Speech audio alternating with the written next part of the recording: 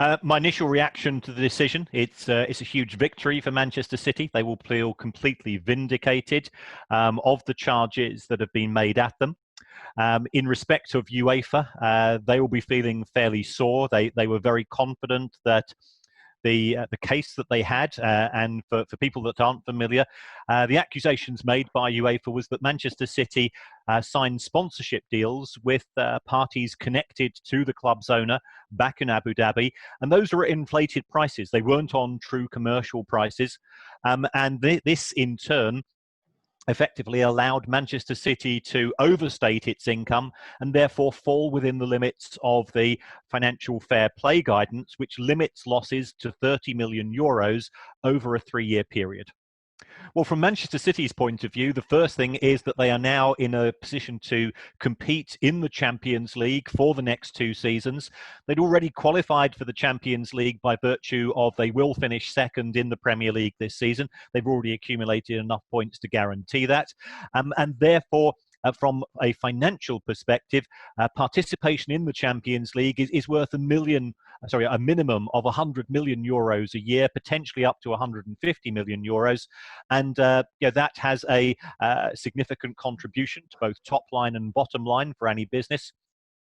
There have been accusations that a group of clubs from the Premier League had written to UEFA to support the decision that was initially made in giving Manchester City a 2-year ban. So clearly there's no love lost at the top tier of football, and some of the comments which have come from other clubs in Europe in respect of the Manchester City's ban appeared to be that they were also in favour of the initial decision which has been made by UEFA itself.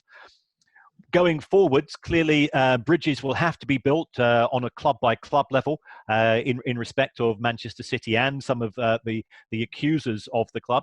Remember, CAS is an independent arbitration panel. It is effectively the highest sporting ruling body in a global basis, and it had 3 independent expert judges in the form of people with a significant legal backgrounds who made that decision.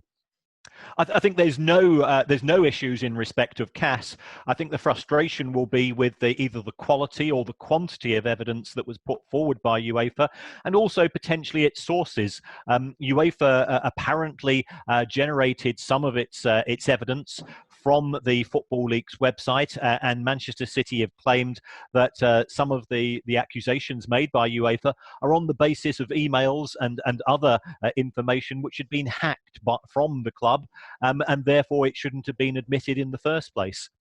Going forwards, I think it's going to be a real challenge for UEFA in terms of enforcing FFP in its present guise, because Paris Saint-Germain, they were relieved of a charge a couple of years ago, and that was on a technical point. We now have Manchester City successfully defending the accusations made at them, and clearly PSG and Manchester City, they both have sovereign wealth funds behind them in the form of their ownership models, and both PSG and Manchester City have felt to a certain extent that the system is geared to prevent a newcomer or a relative newcomer challenging the existing elite in Europe, and therefore they'll feel completely vindicated.